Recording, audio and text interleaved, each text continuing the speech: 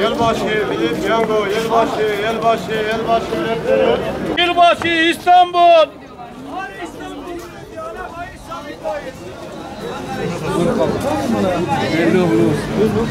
Yılbaşı. Çekiliyor.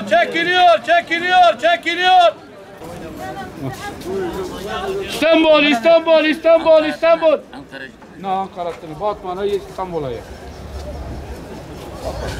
Kabinette çağını kapatıldı. Bu ikisini verdi Mehmet abi, bir de bunu verdi. Değilse sağ bunu burada dönelim. O eve dönelim koymuşlar. Nasıl dedi? Ya de o girsin. Al gel. Yok bilmiyorum kamera bak.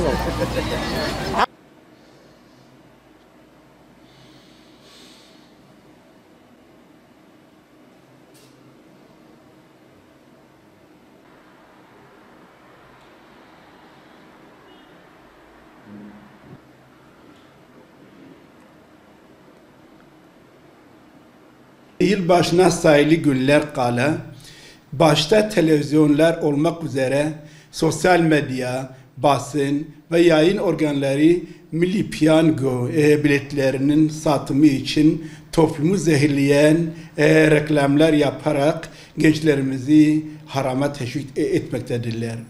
Şans oyunları ve milli piyangonun ısrarla haram olduğunu söyleyen İslam alimleri, müminleri bu gibi kötü alışkanlıklardan uzak durmalarını belirtiyorlar. İslam diniyle hiçbir alakası olmayan dinimizin kesin olarak yasakladığı milli piyango, toto, loto, iddia ve şans oyunları Siyonizmin İslam coğrafyasına getirdiği şeytani desiselerdir. Kumar, Kur'an-ı Kerim'in yasakladığı bir haksız kazanç yolu olan el-meysir cahiliye döneminde Arap toplumunda hem eğlence hem de bir kazanç aracı olarak yaygın bir oyun çeşidiydi. Nasıl sonuçlanacağı önceden belli olmayan ihtimali bir şeye bağlı kalarak mal vermek veya almak adil ne olursa olsun bu özelliği taşıyan para ve mal karşılığı oynayan her oyun ve ortak bahis kumardır. Kolaylıkla mal çarpmak veya çarptırmak olduğu için Kur'an'da meysir denilen kumar kolaylık anlamındadır. Kumar insana eradesini unuturan, namaz kılmaktan alıkoyan, tembelliğe sürükleyen, çalışma gücünü yok edip insanlar arasında kin, düşmanlık saçan haksız bir kazanç yoludur. Fert ve toplum hayatında unutulmaz yaralı açan kumarın her türlüsü İslam dininde haram kılmıştır. Bu konuda Kur'an-ı Kerim'de şöyle buyuruluyor. Aranızda mallarınızı haksız sebeplerle ve batıl yollarla yemeyin. Başka bir ayet-i kerimde Kur'an-ı Kerim'de şöyle deniliyor. Ey inananlar, içki, kumar, putlar ve fal okları şüphesiz şeytan işi pisliklerdir. Bunlardan kaçının ki kurtuluşa eresiniz. Oynayana kazanç ve zarar getiren her türlü şans oyunu kumardır. Kumar, haksız yere başkasının malını almak, bile bile ortaklaşa hırsızlık yapmaktır. Kumar toplumsal bir felakettir. Dinin şiddetle yasakladığı bu yıkıcı kötülüğün pek çok aileyi sefil ve perişan ettiği her zaman görmektedir. Hırsın verdiği heyecan ile sabahlara kadar kumar masalarından ayrılmayanlar orada sağlıklarını, servetlerini, ahlaklarını ve vakitlerini bırakarak insanlıktan uzaklaşır. Bir gün kazanırlar, başka bir gün kaybederler. Kumarda kaybedilen parada çoluk çocuğun, fakirlerin hakkı vardır. Kazanılan parada meşhur değildir. Kumar yaygınlaştıkça toplumsal zararlar artar.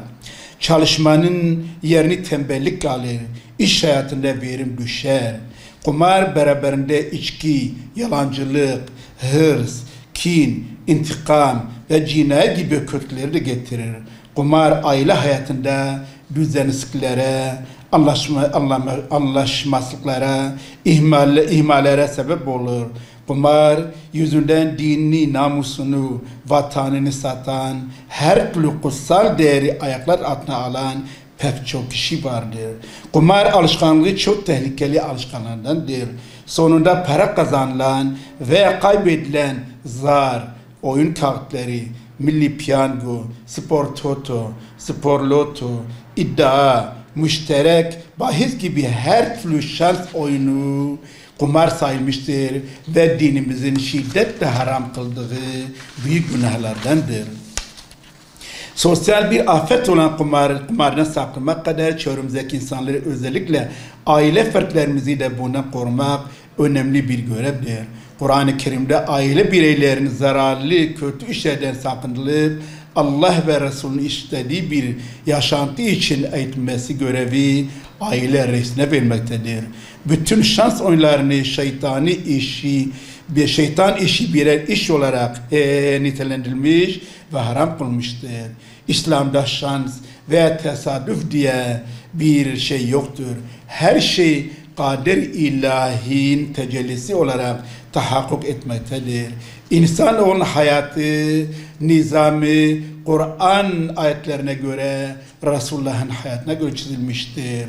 Diyanet Senbatman Şube Başkanı olarak toplumumuzun bu gibi sinsi ve şeytani, gayri ahlaki ve İslam'la hiçbir alakası olmayan şans oyunlara karşı milli piyango, özellikle milli piyango biletlerine karşı duyarlı olmalarını temenni ederek İslam dini ile hiçbir ilgisi olmayan ahlak dışı eylemleri ve bu eylemleri reklam aracı olarak kullanan televizyon, sosyal medya, basını kınıyor ve bunlara karşı tavrımızı her zaman belirterek İslam aleminde bu gibi çirkefliğin son bulmasını yetkililerden temenni ediyoruz.